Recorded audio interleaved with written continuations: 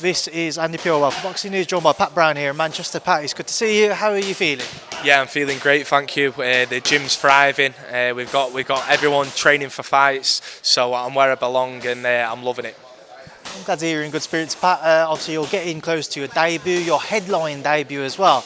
How does it feel, first fight in your career and your headline in a show? Well, that's it. I'm in a fortunate position where I can headline on my pro debut. Not many people can say that, so I'm taking it for what it is, and I'm going to really appreciate it when I'm there. I'm not going to, die down on the occasion. I'm just because you only get one pro debut, so I'm going to take it with each step I make, and yeah, I can't wait for it. You're not in that position yet, and you haven't made that first ring walk as a pro, but have you thought about how you're going to try and take it in? Because you've got on one mind is keeping focus at the task at hand, and also it's your debut, you're headlining, you want to try and take in the entire experience. Well, that's it, yeah, it's an entertainment business, so you've got to entertain and you've also got to get in there and do your job. So now I've got my eyes on a little bit of both, so yeah, I'm just going to take everything in as much as I can. Speak to Jamie, speak to Eddie, it's going to be an exciting journey for yourself, Pat, and they want to see you in there with somebody who's going to come and try and win themselves, try and be aggressive. Where are you at in terms of trying to land an opponent for your debut? Yeah, so at the moment, I don't know who the opponent's going to be. I'm not too fussed, to be fair. Whoever they choose, I'll make sure I get the job done. And as long as I turn up 110%, which I will be doing, I'll be getting some serious business done, and everyone will be loving it. Starting to get those itchy knuckles for the debut now? 100%, yeah. I'm back into training at full force, and yeah, you just start getting excited, and the fire is just really burning now. So yeah, these next few weeks coming up, they can't come quick enough. Everybody talks about, again, that fan-friendly style you'll be bringing to the ring. Are you expecting a blistering start to your career in the sense that you want to showcase a stoppage? Yeah, the stoppage will come if it comes, and either way, everyone's going to be on the edge of the seats. I'm going to be landing some big shots, and if he folds, he folds, and if he doesn't, that suits me, because I won't mind going, the full distance and having a good little tear up.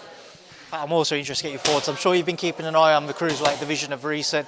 I know you know any of that world level as of yet, but the likes of Opetaia, Zerda Ramirez, obviously against Billam-Smith, Cheavon Clarke before the back end of the year, all out. Have you been keeping an eye on how things have been progressing? Yeah, I've kept a little eye on it all. I'm not really massively, I don't really zone into it until I'm there. But yeah, there's some good competitions, some good fights out there, and yeah, it's an exciting division now because the cruiserweight, it was forgotten about a little bit, and everyone just focused on the heavyweights. But I believe the division now, you're getting the power, the speed. People are really buying into it. So yeah, it's a great little stepping stone for me and starting here. I just want to get your thoughts on Opetaia. For many, he's the #1 cruiserweight in the world, a fantastic fighter. He just comes for war himself. What have you made of just watching his progress and the accolades and the adulation he started to have in this stage in his career? Yeah, he's a great fighter. Obviously, you can tell he's had that amateur pedigree and he's keeping light on his feet. And yeah, he's a masterclass boxer. He punches with venom, and yeah, I've only got praise for him. That's somebody who you not take tips from, but somebody you watch and you think you want to try and incorporate it into your own boxing skill set? Yeah, of course, you take bits and bobs from all fighters, whether they're in your weight division or not. I'm not going to sit here and say, is this and that, and I'll do this and that, because I just speak the truth, and he's a great fighter, and he's got serious talent, and he's got dynamite in his fist, so credit to him. I just want to get your thoughts on the potential Cheavon Clarke fight down the line. Now, I know he suffered a defeat before the back end of the year, but another former Team GB fighter, a big fight potentially at some point. Yeah, maybe. Chev's a good friend of mine. He's a sound guy, and he works hard and stuff. And he's got a great story. And if we end up having a fight in the near future, I'm sure we'll be giving a lot of entertainment for everyone. And yeah, big respect to him. Also, he's a great fighter. As you mentioned there, he's a friend of yours, but it is ultimately the boxing business, and if it makes sense, a fight we could see.